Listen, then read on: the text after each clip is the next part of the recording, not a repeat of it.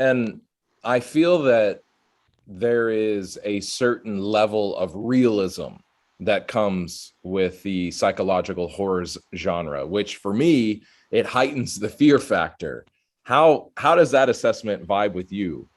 Yeah, I mean, I definitely believe there's truth to that. I think that's what's so fascinating about psychological horror is just that whether it's a character study or you're kind of just overlooking at a group of characters in a horrifying situation, like there's always going to be you're going to relate to characters in a certain way and kind of be like, oh, fuck, that would be like how I would react in a situation. Or maybe even like, I hope that's not how I would react in a situation. And it's like kind of scary to put your own mindset into these situations and whatnot. So I definitely think there's a lot of realism in it. I think that's like what's cool about it, but makes it like all the more frightening because it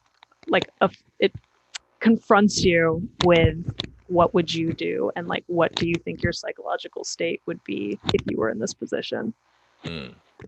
Yeah, there's that realism brings a stronger sense of empathy almost. And that is, at least for me, that's one of the things that I love about the horror genre is empathizing with the characters and putting myself in their shoes. But the more that I can empathize with the characters, the more that the horrors that they face are going to get under my skin and terrify me. And like you said, start asking the what ifs or what would I do in this situation, those sorts of questions.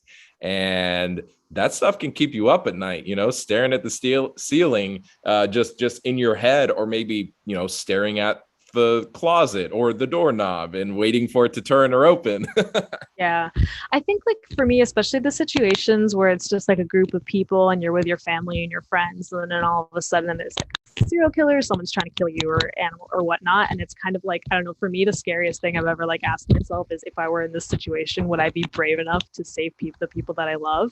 And of course, like my immediate answer is going to be yes, but you really cannot know until you are in that situation and your adrenaline's high. So it's like things like that scare the crap out of me because it's like I can be so certain about my loyalty to my loved ones, but it's like I don't know, some of the stuff you read is like really scary. So it's like, would it even be voluntary at that point? And I think that's what's cool about reading other like authors or books viewpoints on things like that. Like, do you think it'd be voluntary? Do you think you'd be brave enough? What kind of background do you have to have? Do you have to have a hero complex to be of someone, or are you kind of the underdog? So I don't know. I think it's cool to see like that wide array of like characters and stories and whatnot going into it, but it's definitely like I don't know, you just put yourself in those situations and you're like, oh, I hope I would be brave enough. So Yeah, because in those high intensity moments, your your body is just flooded with all these chemicals, and whether it's cortisol or whether it's adrenaline, and at some point it's almost like instinct just takes over. yeah. And so like what you're saying is what is my true instinct? What am I made of? I know how I would like to act, I know how I hope I would act, but what happens when the rubber meets the road? I know, and you can't know except for reading these situations and feeling your heart pumping and being like, "Ooh, this is scary. I think I'd behave like this," but you don't know until you're getting chased by Freddy Krueger or whoever. So, but yeah.